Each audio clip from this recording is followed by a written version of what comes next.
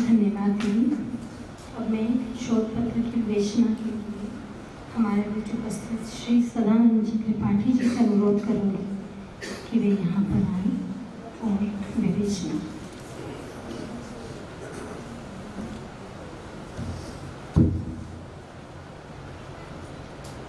हरि ओम। पावकाना सरस्वती वाजेभिर्वाजिनीवती जन्यं वस्तुधियावसु अवंतिका पुरीशाय निशेषक्लेशनाशिने ज्योतिर्लिंगस्वरूपाय महाकालाय ते नमः। महाकालाय ते नमः। नारायण समारंभां शंकराचार्य मध्यमाम् अस्मदाचार्य पर्यन्तां वंदे गुरु परंपरां। वंदे गुरु परंपरां। परम सम्मान्याः अधिमंचं विराजमानाः माननीयाः डाक्टराः मनमोहन उपाध्याय महाभागाः उपकुलपतयः महर्षि पाणिनि संस्कृत एवं वैदिक विश्वविद्यालयस्य परम सम्मान्याः समाजसेविनः पद्मश्री समन्विताः आचार्याः वैशर्माणः भगिनी च एवमेव तत्र विराजमानाः सुधयः सन्तचरणाः एवमेव दर्शनशास्त्रस्य परम विद्वांसः रायपुर विश्वविद्यालयस्य विभागाध्यक्षः श्रीमन्तः सिंहमहाभागाः समेत विद्वांसः भारतवर्षस्य नैकेभ्यः प्रान्तेभ्यः समागताः वैदिकाः वटवः भ्रातृभगिन्यश्च सर्वेभ्यो नमो नमः। महता प्रमोदस्य सर्वोऽयं विद्यते यत्तु महर्षि सांदीपनि राष्ट्रीय विद्या प्रतिष्ठान उज्जैनी द्वारा त्रिदिवसीय वैदिकी षोडशगोष्ठी अत्र श्री अरविंद सोसाइटी इति संस्थया समायोजिता। तत्र भारतवर्षस्य नैके प्रान्तेभ्यः धुरन्धराः विद्वांसः शास्त्रप्रवीणाः कृतभूरिश्रमात् संवेताः सन्ति। तथा एषा संस्था वर्तते महर्षि अरविंद सोसाइटी। ज्ञातव्यमस्ति यत्तु एतस्य संस्थापकाः स्वयमेव महापुरुषवर्याः अरविंद महाभागाः सन्ति। ते तु वेदांगानां प्रवीणाः सन्ति। तेषामपि काचन अवधारणाः वर्तन्ते। मया तु स्वः एव संगणकमाध्यमेन किञ्चित् प्रयासः नीतः आसीत्, किन्तु एते जानन्ति मान्याः विभाषोपाध्यायाः। एकः प्रसङ्गः अवशिष्यते, तत्तु वर्तते कपालशास्त्रिणां चर्चा न सञ्जाता। प्रयासः करणीयः वर्तते। यदा कदा अवसरः सम्प्राप्येत् तदा तद्विषये अस्माकम् अरविन्द सोसाइटी वेद विषये किं चिन्तयति। एकः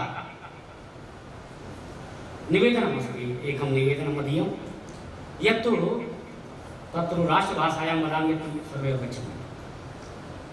भारतवर्ष में अभी भी कई वेद की शाखाएं संप्राप्त हैं और इसका निवेदन मैंने प्रोफेसर जगदीपाल जी से भी किया है। उनको अपना लगभग 1.25 पृष्ठ का संस्कृत लेख भी उनको दिया है। हमें कुछ शाखाएं ऐसी भी प्राप्त हैं जिनका लिप्यंतरण हो चुका है। मेरा विनम्र निवेदन है कि आप सब अरविंद सोसाइटी के लोग, हमारा कोई परिचय नहीं है, लोगों से संपर्क भी नहीं है, पर आप लोगों की सोसाइटियां हैं। ऐसे भगवान अपौरुषेय वेद का उपकार अगर आप लोगों के माध्यम से हो सकता है तो क्या अरविंद सोसाइटी के लोग, सुधी जन आप सब, अगर हम लोग कुछ कार्य करना चाहते हैं तो क्या हमें वहाँ पर केवल आवास मात्र की व्यवस्था या उनका सहयोग हमें क्या प्राप्त हो सकता है? क्या मैं एक सामान्य संस्कृत महाविद्यालय का अध्यापक हूँ, पर हमारी वेदना यह है कि जब भगवत्पाद आदि शंकराचार्य ने 2500 वर्ष पहले जो कार्य किया है, आज उस कार्य में कहीं न कहीं भाषा भी बाधक बन रही है। और उस भाषा के लिप्यंतरण हो जाने से, ग्रंथि लिपि है, उस ग्रंथि लिपि में लिप्यंतरण हो गया और ऋग्वेद की एक बहुत महंगी शाखा है, पैंगी शाखा, आज वो हमारे सामने नहीं है। दक्षिण भारत में, तमिलनाडु में आज वो भगवत्पाद पूर्व शंकराचार्य जैन सरस्वती जी का शरीर नहीं है। 2-3 बार अवसर आया उज्जैनी में उनके साथ, वहीं के विद्या प्रतिष्ठान में चर्चा करने का संस्कृत माध्यम से। तो अभी जो कार्य होना चाहिए वो नहीं हो पाया। मैं निवेदन करता हूँ कि सोसाइटी के माध्यम से वेद का हम कितना समुद्धार कर सकते हैं, इसके लिए इतना ही कह करके आप सब सुधीजनों ने इन आए हुए भारत भर के विद्वानों का सम्मान किया, आतिथ्य किया, सत्कार किया और वेद के मार्ग पर चलने के लिए, जिसके लिए विश्व गुरु के रूप में भारतवर्ष जाना जाता है, पहला प्रथम पद निक्षेप है हमारा, आप सबका पहला प्रयास है। अभी माननीय जोशी जी कह रहे थे, बहुत अच्छी बात है। कुछ व्यवस्थाएं हैं, हम जो जिस प्रकार से देख रहे हैं कि ये नूतन निर्माण हो रहा है, प्रारंभिक अवस्था, पर अब एक अवसर मिला है और हमारे सब संगठन हैं, विद्वजन हैं, माननीय कुलपति जी हैं, आप सब लोग जब एकत्र होकर के जब कुछ ऐसा संकल्प करेंगे तो निश्चित है कि आपके उस कार्य में भगवान महाकालेश्वर की कृपा से वेद विद्या प्रतिष्ठान, अरविंद सोसाइटी और अन्य संस्थान, ऐसे ऐसे आचार्य हैं आपके मध्य में, ये सब जो हमारी भारतीय परंपरा के गौरव हैं, उन सब के प्रयास से कुछ एक अभिनव होगा, जिससे लगे कि उज्जैनी में जो 1000 वर्ष पूर्व राजा भोज के समय में भाष्य लिखने की परंपरा थी, कश्मीर का आचार्य आकर के उज्जैनी में भाष्य लिखता है और अपनी पुष्पिका में वो निर्देश करता है, उवट, जिसने शुक्ल संहिता की माध्यमिक शाखा का भाष्य किया। क्यों ना इस धरती पर बड़ी बड़ी संस्थाएं हैं, कुछ लोग करने वाले भी लोग हैं, लेकिन कोई बिरले होता है जो उस ओर अपना पथ बढ़ाता है।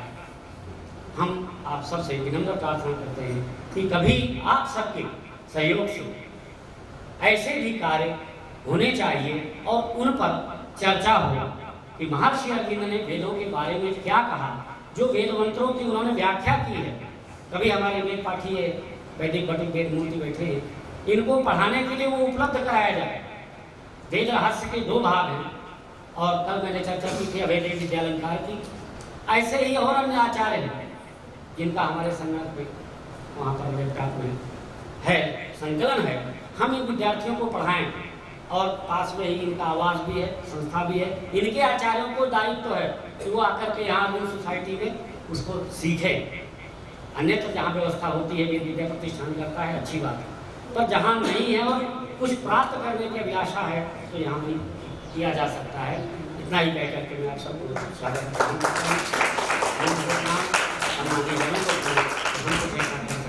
उज्जैनी के लिए, गौरव के लिए साथ नमो नमः सर्व। धन्यवाद श्री सदानंद जी।